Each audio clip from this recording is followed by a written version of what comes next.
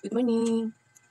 So yan, it's 5 a.m. in the morning. So may batuta, natutulog pa.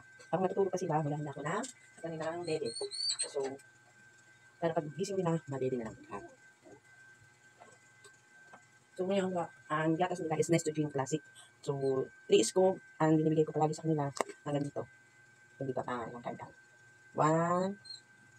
160 ml. So, 3 scoop, hindi ko sila masyado talagang kinaano ng gatas kasi hindi pa naman sa akin. Bali, ayuda na lang yun sa akin.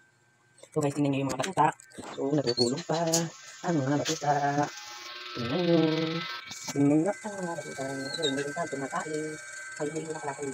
Yung kasi, magdamag yan, naka-flip pan. So, naka-flip pan kanila. Mula nung maliit pa talaga sila, dinanay ko sila na merong flip pan. Magdamag kasi kilala mo. Tapos, naiyan kasi ako mainit. So, lagyan ko sila talaga ng flip pan doon. Maya-maya, lalabas na rin ang mga batuta. So, pagkaya na, magpipin lang muna sila ng gatas ng mga batuta. So, good morning guys. Para sa mga subscriber ng aking YouTube, so keep on watching na para sa update din na aking mga topic.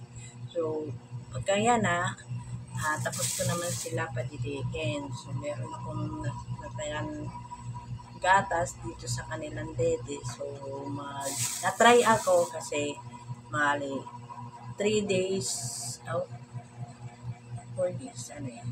Merkulis, Huwebes, Biyernes, Sabado, Linggo. So, 4 days na lang, 1 month na sila.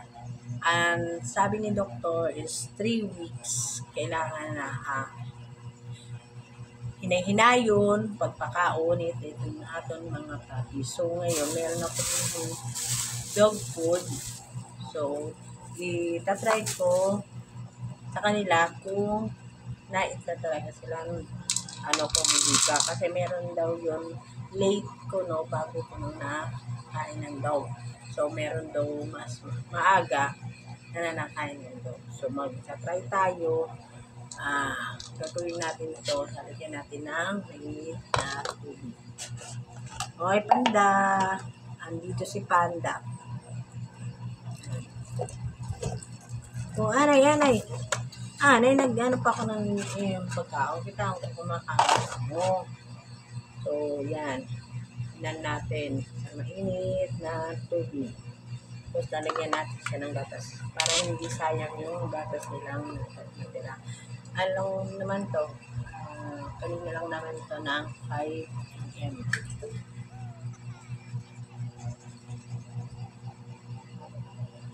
So, yan. Medyo malambot-lambot naman siguro. Kailangan kasi natin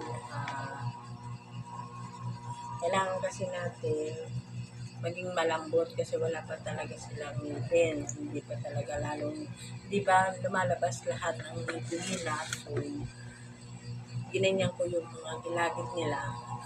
Meron pa naman nakubo. So, hindi pa pwede talaga sila kumain ng matitigas na bagay kung hindi kailangan papalambutin.